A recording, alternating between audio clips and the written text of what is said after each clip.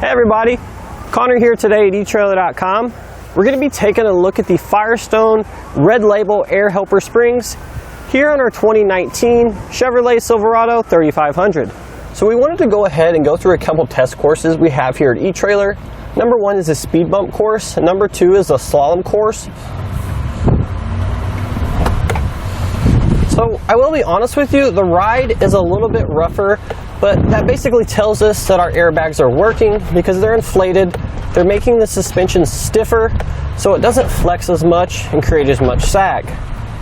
I can, however, say it definitely feels a little bit more stable back there though. We don't have the porpoising feeling that we did before with the trailer rocking back and forth, causing the truck to do so as well. So now let's go ahead and head on over to our slalom course, get up to speed here and make some maneuvers. And I will say one thing we do notice is the weight isn't bouncing around as much in the rear there. It's helping us maintain a little bit more steady, giving us a little bit better control of our truck there. The steering also feels a little bit more responsive as well. So here's what our air springs are going to look like when they're installed on our truck. They're going to actually replace the factory jounce bumper here. They're going to bolt on using an upper bracket and a lower bracket. It is a completely bolt-on installation, so we don't have to drill any holes or make any modifications to our truck to be able to install these. So adding airbags to your truck is going to be a great option for anyone who's looking to tow or haul frequently. Now basically what this does is it helps us reduce rear end sag that's going to be a consequence of putting a lot of weight in our truck bed or carrying a trailer with a heavy tongue. So in regards to suspension enhancements, you have quite a few different options for your truck here. However, I believe airbags, particularly the ones we have installed here, are going to be your best option. And the reason for this is they're, unlike most other suspension enhancement options, they're going to be adjustable. Therefore, we can adjust the amount of pressure we have inside our air springs depending on the load we have at any given time. This is going to give us the best overall ride quality and support. So in regards to the air springs offered from Firestone, there's going to be two different types. There's going to be the standard model and there's going to be the heavy duty model we see here.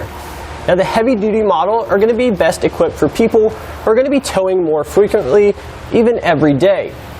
And this is going to allow us with a greater capacity, 7,500 pounds, compared to the 5,000 pound rating of the standard version. So in order to really maximize the setup here with our air springs, you're definitely going to want to look into a compressor kit. And the reason for this is the compressor kit is going to provide us with constant onboard air.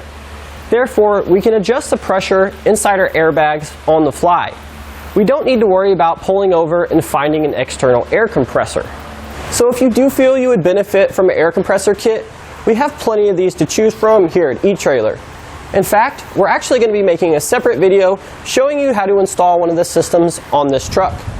So before we install our airbags, we're going to take some measurements here of our factory unloaded suspension so we can show you what a difference the airbags are going to make. So the first thing we're going to do is we're going to measure from the ground to the top inside edge of our wheel well here. And here at the front, that measurement is going to be about 39.5 inches. So if we come back here to the rear now, we'll take that same measurement. That's going to give us about 42 inches. So now we're going to go ahead and hook up our trailer here. We have a Keystone hideout we're going to be using for this demonstration just to show you how much the factory suspension can sag when we have a medium-sized travel trailer hooked up. Granted, these measurements are going to vary depending on what trailer you have. If you have a heavier fifth wheel or a gooseneck, you're obviously going to get a lot more sag. This is a pretty medium-sized travel trailer here. It's not going to be too much for our truck at all. So we are going to see a little bit of a sag, but it won't be too much. So now let's go up here to the front of the truck once we have our trailer attached, and let's retake our measurements. Looks like we're at about 40 inches, so the front of the truck actually came up about a ½ inch. So let's head on back to the rear of the truck now, retake our measurement. We're getting about 40.5 inches, so it looks like the rear end of the truck did drop about 1.5 inches. The degree of these measurements is really going to be particular to your application, such as what trailer you have and how much weight you have in the truck bed. However, even with the trailer we have hooked up now, the ½ inch rise in the front and the 1.5 inch drop in the rear end is actually going to cause some problems while we're towing out on the road. So the biggest adverse effect, I would say, of the suspension being raised up here in the front, most people really don't realize this. So essentially we're taking weight off the front axle, and that's not a good thing. And the reason for this is the majority of our braking force and power comes from our front axle here. It's actually about a 60-40 ratio from the front to the rear. So by taking the weight off the front axle, we're going to be reducing our stopping power. And you're definitely going to be able to notice this while you're out driving on the highway, or if you have to come to a sudden stop. A few other adverse effects you're going to notice here at the front of your truck. Number one, since we are lifting weight off the front axle, we're actually going to be changing the tire camber. And basically what this means is the alignment, the angle of our wheel is going to be skewed when we remove some of the weight. And this is going to cause problems with irregular tire wear. So we're going to be replacing our tires much sooner. So last but not least, if we head on back here to the rear of our truck, we're going to notice a couple things caused from that sag. Well, number one is our factory suspension components are going to wear out sooner. So we're going to have to spend more time and money replacing those down the line. Also, we're just not going to feel as in control of our truck as we would when we're not towing. The trailer is going to add some weight back there. It's going to create a new dynamic. We're going to get some issues with sway and porpoising. It's really going to make for an uncomfortable ride. Let's go ahead and get our airbags on so we can show you the improvement they're going to make. So we don't have our airbags installed yet, just to show you how the truck is going to feel and handle without our suspension enhancements. That way we can pop the suspension enhancements on and show you the improvement. So here's the bump course here. So I will say, without the airbags, the suspension is going to be a little bit softer, so the ride is going to be a little bit smoother. However, we're going to have those issues with the porpoising that we talked about earlier, of our trailer rocking back and forth, not giving us sort of an unnerving feeling for our truck here. We're not going to feel nearly as much in control. So now we're over here on the slalom course here. There's going to be two things we're going to be looking for. One of them, we're not really going to be able to show you unless we got out on the highway and really came to a sudden stop, but that's going to be the decrease in braking that we have the weight off the front axle. But what we can show you here is going to be the side-to-side rocking, which is going to be sway caused by the trailer sort of bouncing back and forth during evasive maneuvers. And this is going to be really unnerving because that trailer is going to get loose on you. It's really going to get back there and start wobbling around. You're going to feel very unsafe driving your rig. So the first step of our installation, we can go ahead and begin partially assembling our upper bracket here. Here's the upper bracket. Here's what it looks like. It doesn't matter which one we grab. It should be the same for this part of the installation. And then we want to grab two spring clamps, which we see here. And finally, we're going to need our hardware, which look like this. Our flange nuts, our Allen head screws. We're going to need 4 of each of those. And now, at this time, we're just going to loosely attach these spring clamps to our upper bracket. So the side with our larger hole is actually going to go down. It's going to line up with our oblong hole here on our upper bracket. So we just want to make sure the smaller hole is facing up, the larger oblong hole is facing down. So now what we can do is we want to make sure that they're forming a circle, which we can see here. We can go ahead and attach those. We'll show you how. If we flip the bracket up on its side, we're going to be able to see this little bezel here, which is where our Allen head screw is going to go. Put that through there like so, line up our hole, and we'll just loosely tighten on our flange nut. We'll go ahead and do the same thing on the other side and for the other bracket.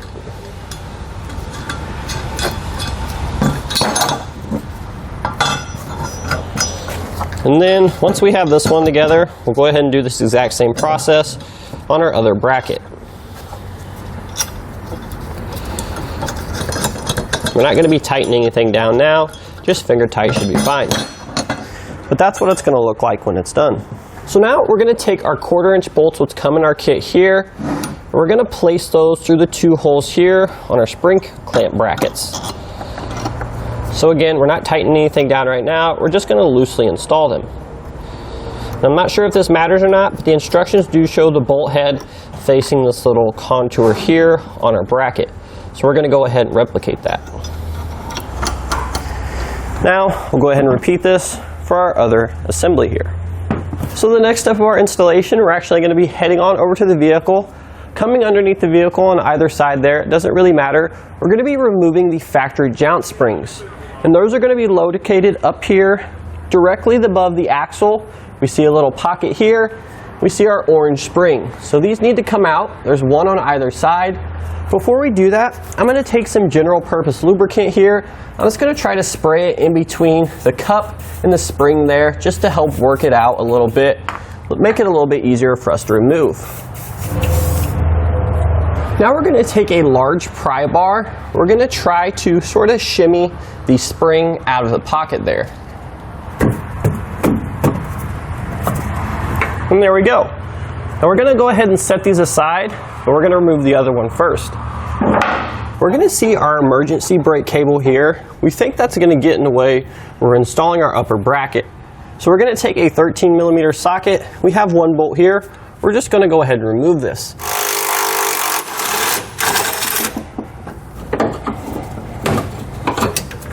And there we go. So now we're going to take our upper assembly here. We're going to go ahead and place that on the vehicle over our jounce spring cup. It'll sit right here in this little pocket. So now we'll come up over the axle here. Now we're going to get a 10mm socket ready to tighten this down, but we're going to slip it through here the cup. May need to make sure our bolts are all the way apart, just like that.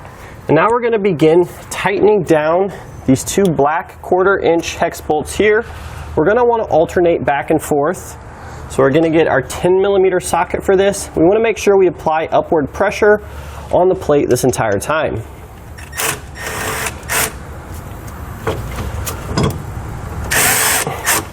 Now once we get it started, the flange nut should catch and we don't have to worry about holding a wrench on the other side.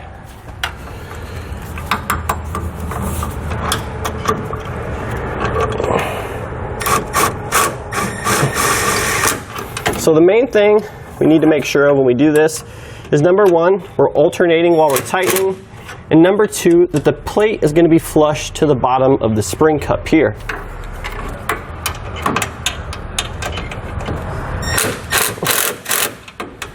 So now that we have the spring clamps around our spring cup, we're going to go ahead and fasten these to our upper bracket here. We're going to be using a 7/32" Allen key. We're going to snug all these down, alternating back and forth side to side, and then we can go ahead and torque everything to spec.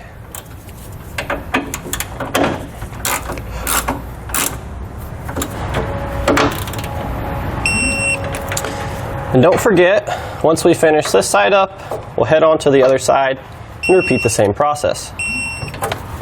So the next thing we're going to do is we're going to come out from under our vehicle here. We're going to assemble some more components in our kit. We're going to take one of our air springs here. We're going to take our lower bracket.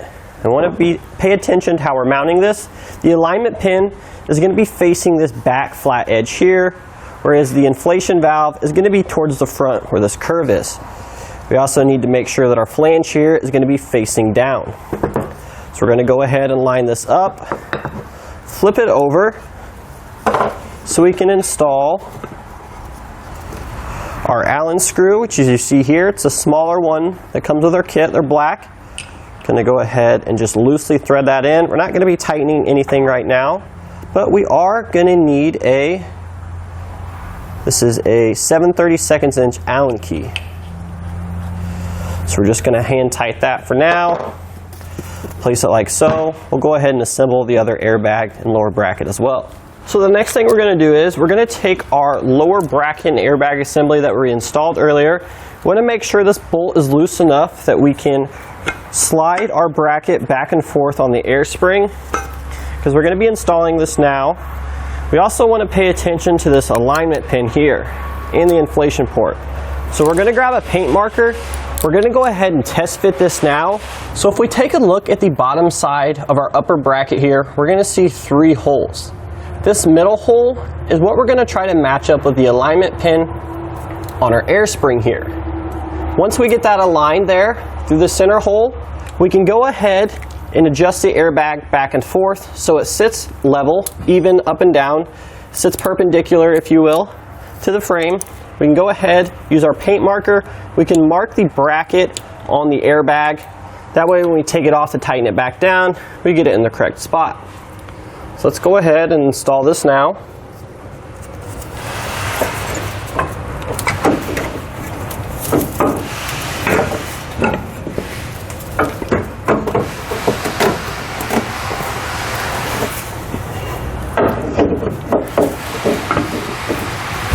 So in order to check that you're in the center alignment hole, it's kind of hard to do. Basically what I do is I get sort of eye level to this bracket here and I just slightly pull the airbag down. So I can get my head up there and I can kind of see where that alignment pin is going to in relation to the 3 holes. And we're in the center one now. So what we're going to do next is we're going to take our paint marker here and we're going to mark the airbag in the position on the lower bracket.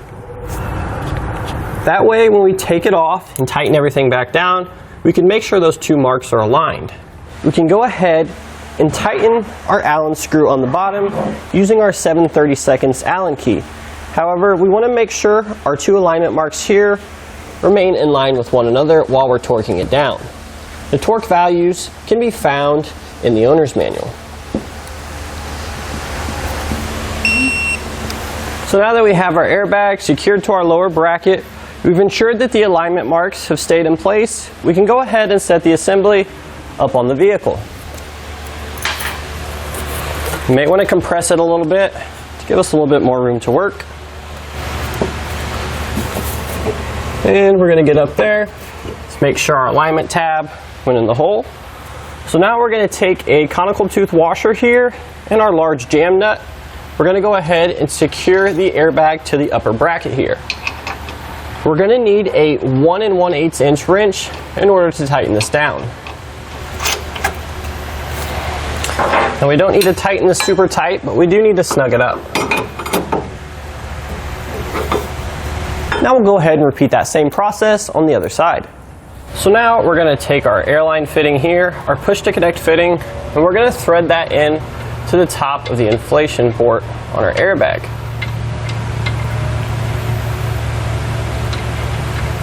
Once we get that started by hand, we can come back with our 9/16 inch wrench and snug it down.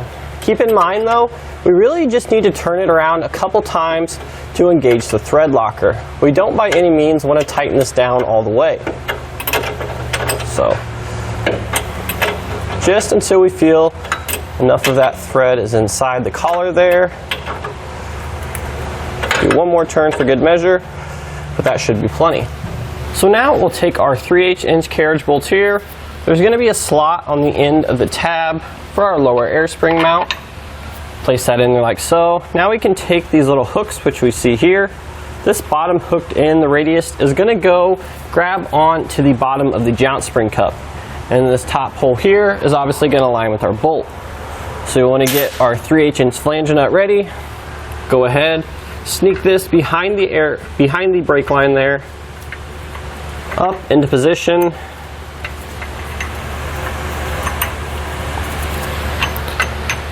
And then we can use our nut to secure everything.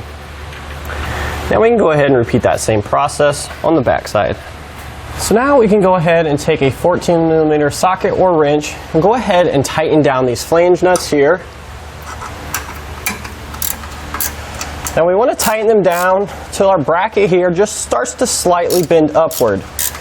Then we know we have enough torque. We also want to make sure that we alternate from side to side.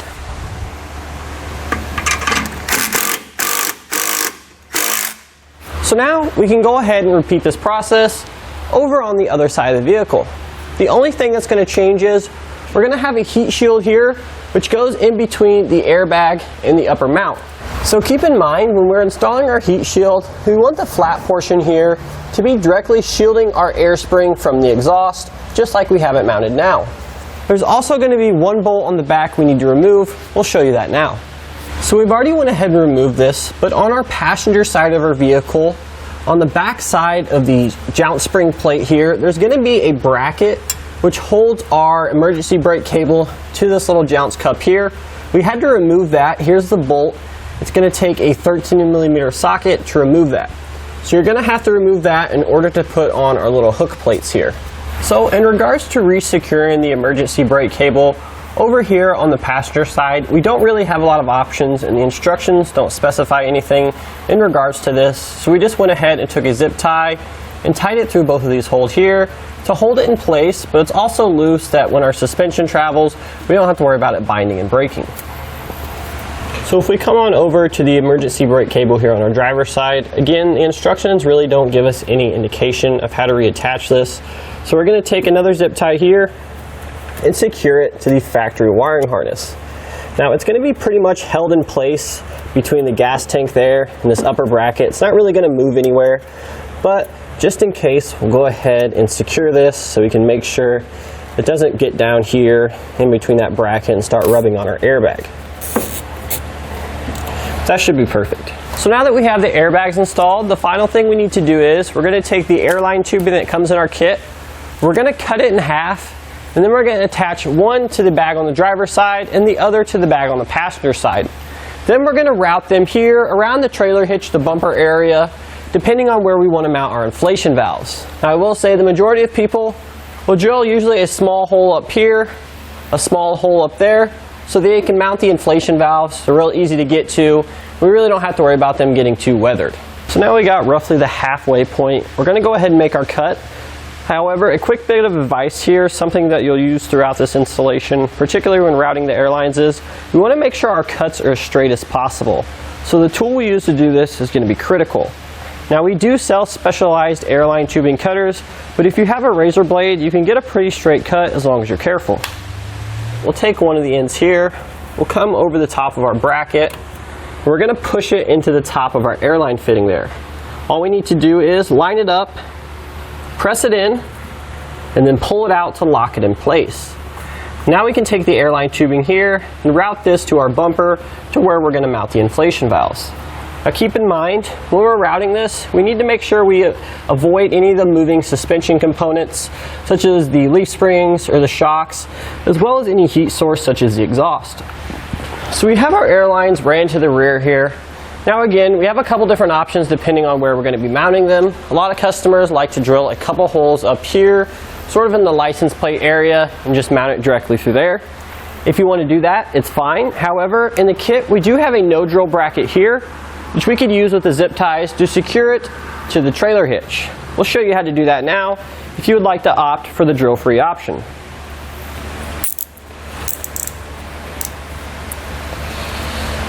And just take our other one, just do that same thing for the other side. So now we can take our inflation valves here, and using the supplied nut and washers, we can go ahead and attach it to our bracket.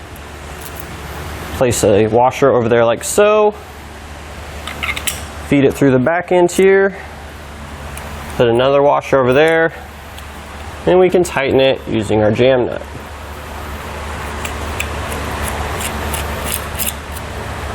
Just like that. So now we'll take the ends of our airlines, we'll go ahead and just press those in the back of the connectors. It's the same push to connect fitting that we used earlier, so once you press it in, pull it out to lock it in place. So our last and final step here is to go ahead and put some air in each of our bags so we can check for leaks.